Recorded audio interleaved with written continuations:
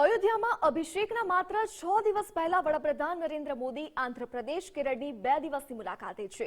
બુધવારે સવારે તેમણે કેરળના ગુરુવાયુર મંદિરમાં પૂજા કરી અને મુલાકાત લીધી। આ પછી તેઓ ત્રિપ્યાર શ્રી રામ મંદિરમાં પૂજા કરશે। ત્યારબાદ તેઓ કોચિન શિપયાર્ડ સાથે સંબંધિત ₹4,000 કરોડના પ્રોજેક્ટનું ઉદ્ઘાટન કરશે। તો 4,000 કરોડના વિકાસ કાર્યોની વડાપ્રધાન નરેન્દ્ર મોદી ભેટ આપવાના છે। વડાપ્રધાન નરેન્દ્ર મોદી દક્ષિણ ભારતના પ્રવાસે છે। તેઓએ કેરળના ગુરુવાયુર મંદિરમાં પૂજા અર્ચના કરી।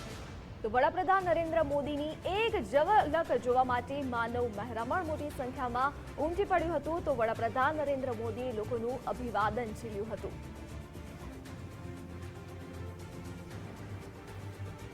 તો વડાપ્રધાન નરેન્દ્ર મોદી દક્ષિણ ભારતના પ્રવાસે છે। તેઓએ અનેક વિકાસ કાર્યોની ભેટ આપવાના છે।